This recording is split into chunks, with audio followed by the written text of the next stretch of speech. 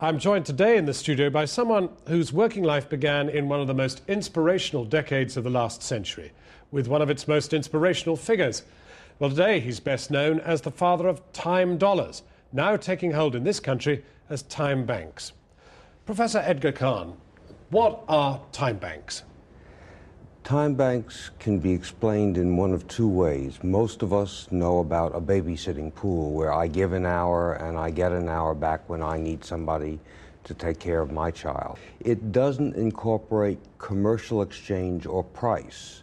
One of the things I learned when working on it was that price values scarcity. The more scarce something is, the more valuable it is, whereas that means we devalue what is universal, what defines us as human beings, our ability to care for each other, to come to each other's rescue, to help each other. So this is an attempt to say my hour equals your hour, whether you're a doctor, a surgeon, a lawyer, a plumber, whatever.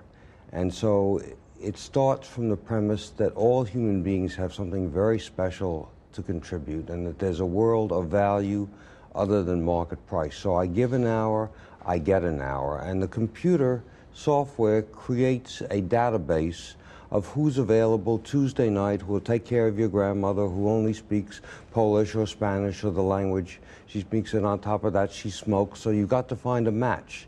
So the ability to find a match really is made possible by this new computer age. So we're using technology to really create the equivalent of neighborhood memory.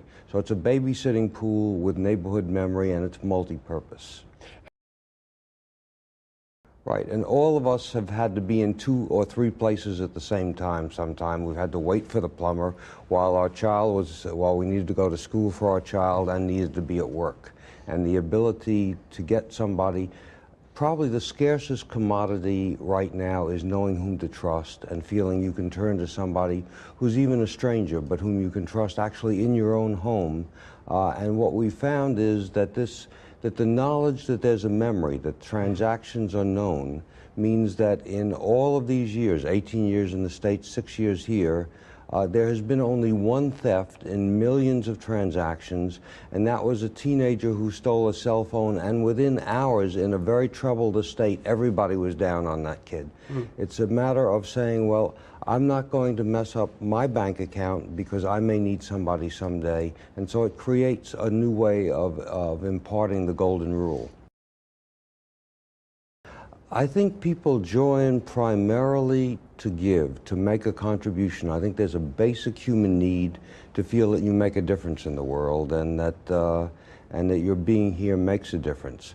We find that in every culture there's a resistance to asking for help, that there's a belief that you should do it yourself. And literally we have to require people as part of the orientation often to accept 2 hours of help and give 2 hours and talk about that resistance, because when one gives, one feels good. But if the message one sends is, I have something you need, but you have nothing I need or want or value, that's the wrong message. And it's even a worse message if what we're saying is the way you get more of my help is by having more problems, by being more dependent and weaker. So we have to give a message of reciprocal volunteering that says, I need you as well as you need me. We need each other. That's really the message of time banking.